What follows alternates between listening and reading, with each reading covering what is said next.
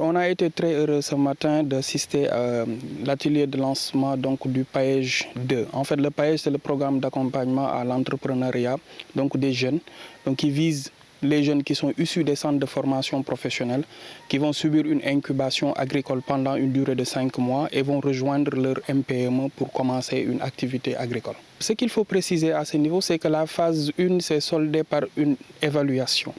Donc l'objectif, c'était de voir avec le partenaire si en termes d'efficacité et de performance d'action, on a été à la hauteur des ambitions qu'on avait affichées sur la phase 1.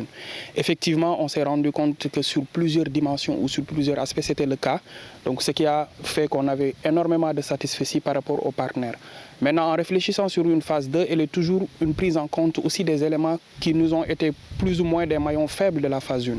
Et ce qui fait que d'ailleurs la dimension aujourd'hui accentuée autour de l'accompagnement post-incubation a été plus mis en évidence sur cette phase 2. D'ailleurs, sur la phase 1, on était dans le renforcement technique de compétences et la mise en relation avec les institutions de financement. On s'est rendu compte que le processus pouvait être long pour que les jeunes puissent s'installer. Alors, sur la deuxième phase, ce qu'on a fait, c'est qu'on a réduit la durée du temps d'incubation, puisque ce sont des jeunes qui sont déjà issus des centres de formation professionnelle et qui, sur le plan agricole, ont plus ou moins des prérequis ou des préacquis. Et sur cette phase 2, on a convenu d'organiser ces jeunes-là en petits GIE et que ces jeunes soient accompagnés à mettre en place des périmètres horticoles attractifs et durables. C'est toujours un plaisir de visiter le périmètre de formation de ces jeunes-là et les champs expérimentaux. En fait, ça démontre souvent qu'aujourd'hui, le partenaire a acquis une solide expérience dans la formation horticole.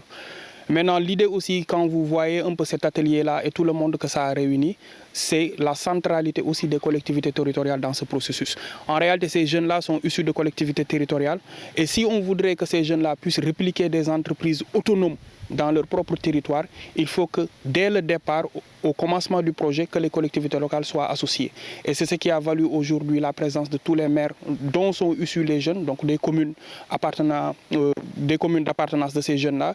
Tous les maires ont été invités justement pour les sensibiliser en amont sur la question de la mise à disposition du foncier. Parce que c'est à ce prix seulement et à ce prix que effectivement le projet pourra être continué et que les jeunes pourront disposer du périmètre horticole dont la GIZ va se charger effectivement des dépenses d'investissement. Donc en termes de mise en place de la clôture et de mise en place d'un puits et du dispositif d'exor.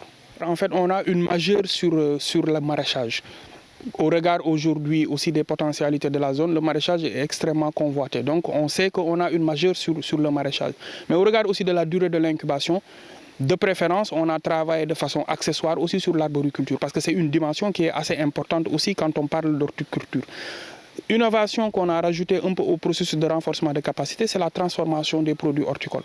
On s'est rendu compte souvent que parfois aussi par défaut de pouvoir commercialiser des produits, on avait beaucoup de pertes post-récolte.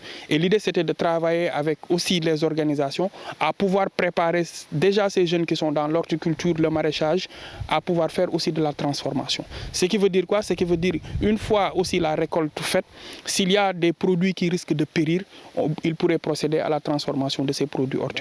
Aujourd'hui, nous avons procédé au lancement, la cérémonie de lancement officiel de ce projet PAEJ 2 qui découle des résultats de la première phase qui a été très concluant, même si on a noté quelques leçons apprises qui nous ont permis aujourd'hui de réorienter, d'apporter des innovations dans le cadre de cette deuxième phase. Alors, on a procédé aujourd'hui au lancement avec les différents partenaires, acteurs impliqués dans le processus de mise en œuvre de ce projet. Voilà, c'est ce qui vraiment, les résultats qui étaient concluants de la première phase, c'est ce qui ont justifié vraiment cette deuxième phase. Les grandes innovations de ce programme, c'est d'abord l'incubation. L'incubation, qui parle d'incubation, parle d'abord de disponibilité des jeunes, de l'engagement, mais également de la motivation, qui a en tout cas été mis en profil dans la sélection des jeunes, qui sont aujourd'hui 30 jeunes ici au niveau de Bagadadji, au niveau des champs écoles de Fadna Forêt. 30 jeunes où nous avons 20 hommes et 10 femmes qui sont issus des différents CRFA, 4 CRFA de la région, le CRFA de Médina Yoro Foulah, le CRFA de Sareba, le CRFA de Kounkané et le CRFA de Kolda. Alors, nous faisons de l'incubation, on déploie un paquet de services allant de l'installation, des formations et de la réinsertion. Au-delà des formations pratiques et théories au niveau du champ école, le programme prévoit d'accompagner les jeunes dans des périmètres au niveau de leur zone, au niveau de leur commune, en collaboration avec les collectivités territoriales qui ont été en tout cas conviées, qui étaient présentes au nord de la cérémonie de lancement. Nous allons en tout cas faire un plaidoyer au niveau de ces collectivités locales pour la disponibilité, faciliter à ces jeunes l'accès au foncier.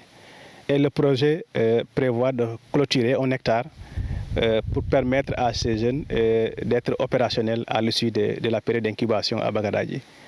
On va non seulement la clôture d'1 hectare, mais également mettre en place des installations pour leur permettre d'avoir de l'eau et de donner des kits de démarrage et de l'appui en intrant pour les permettre, une fois sur leur périmètre, qu'ils puissent être opérationnels.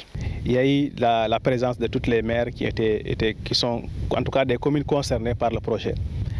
Cela juste vient confirmer que dans ce programme-là, il est prévu en tout cas une partie de contribution pour les maires, notamment à l'octroi de ces terres. Parce que ces jeunes seront organisés en 5 groupes de 6 jeunes. Donc ces groupes-là seront constitués, on va les accompagner à se formaliser, à se constituer en GIE. Et on va, à travers ce GIE-là, qu'ils vont demander des terres auprès des collectivités locales. Et les maires je pense que les interventions qui ont été notées tout à l'heure, en tout cas, ils ont montré en tout cas une volonté manifeste, en tout cas, de pouvoir faciliter à ces jeunes-là de pouvoir accéder à la terre. C'est un projet qui dure pour 8 mois, divisé en 2 parties. 5 mois, les jeunes le feront à Bagadadji, à travers un tourisme intégré, où on les a trouvés des tuteurs, ils logent dans les familles hébergées, et il y a le périmètre champ qui est à côté, ils suivent des cours théoriques pratiques. Et ensuite, dans le cadre de ce programme, c'est à hauteur de 68 millions, c'est la coût global, avec une contribution de l'ONG Ofadna Forêt qui a contribué à hauteur de 6 974 000, qui fait 10% de l'enveloppe globale du projet. Le bailleur GIZ, à travers le programme Réussir au Sénégal, a contribué à hauteur de 90% de l'enveloppe. Voilà, c'est ça qui est l'enveloppe globale de ce programme-là.